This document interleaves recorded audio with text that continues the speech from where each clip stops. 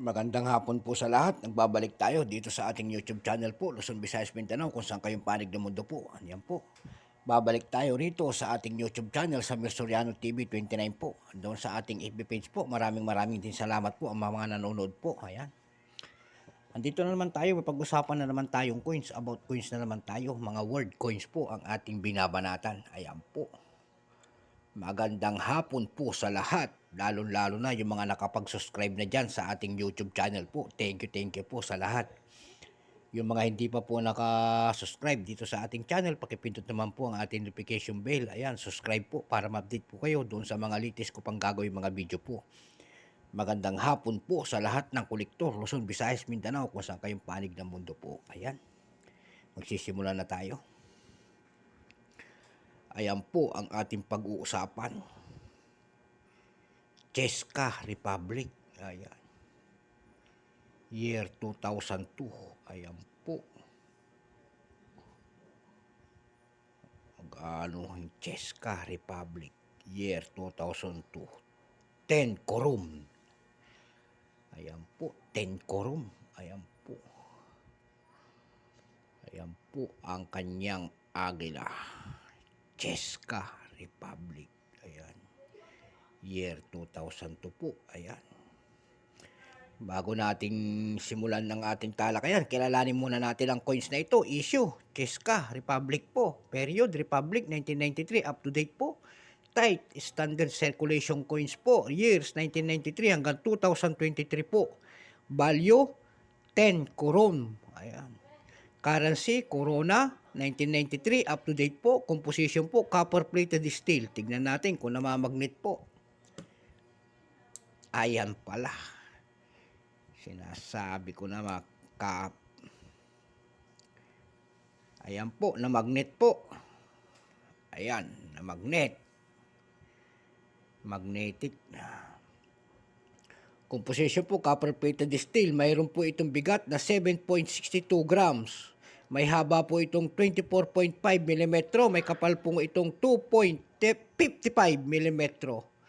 Shape round, orientation, middle alignment, number N-2152 po. Reference number KM-4. Ayan po.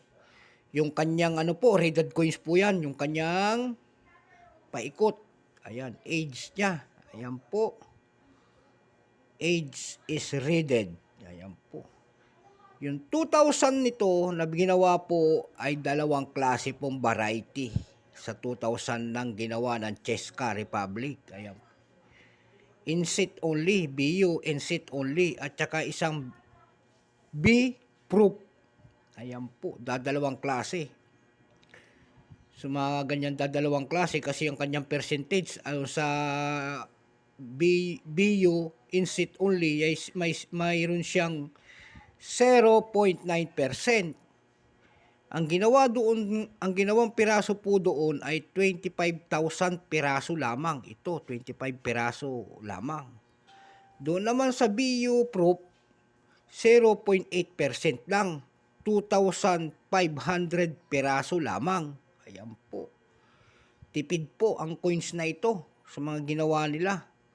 Kasi 25,000 only lang at saka isang 2,500 piraso. 0.9% at saka 0.8% po. Doon po sa 0.9%, yung kanyang appraisal price po doon sa ating lumista.com, ito po ay 330, yung almost uncirculated po nito. Yun naman po doon sa proof ay wala pong price appraisal, wala rin vintage. Ayan. Wala appraisal price. Ayan po. Cheska Republic. Ayan po. Ang ganda ng portrait eh. Ayan o. Nakita nyo po ang kanyang portrait. Ayan po. Ayan. Cheska Republic 2002. Kaya dumako tayo doon sa kanyang selling price sa mga numista.com po. Pinignan natin doon. Mayroon nagbebenta po na doon ng $8 $8 na po ang benta nito. Mayroon din po naman nagbebenta doon ng $4.25. Ayan, dalawang klase lang ang bintahan. Doon sa ab.com po, ayan, may nagbebenta rin doon ng $4.25. Mayroon doon pinakamataas po na nakita ko, yung $12.93. Mayroon ding $8.66. Mayroon din pong pangalawa sa pinakamalaki ay $11.65. So, ang presyo nitong coins na ito, hindi po nababa ng 200 pataas. Ayan po. Sa mga selling platform po natin. Kasi nga ako, tinitignan-tignan ko mga word coins ko. Ayan. Hindi ko gaano maano. Kasi nga, bihira lang ang percentage nila. Bihira lang percentage ito, 0.9%. Ibig sabihin, doon sa carousel po wala tayong makita na nagbebenta nito. Dito sa atin sa PH, carousel PH po, wala tayong nakikita. Ayan po, 2010 kurum. Ayan. Ayan po, Cheska Republic. So hanggang dito na lamang po ang ating vlog sa hapong ito. Magandang hapon po sa lahat ng ating mga kolektor, lalo na yung mga nakapag-subscribe sa akin. Ayan. Kung gusto nyo po ng mga bidyong ganito po, pakipindot naman po ang ating notification bell, subscribe po para ma-update ko kayo sa mga latest ko pang gagawin mga video po.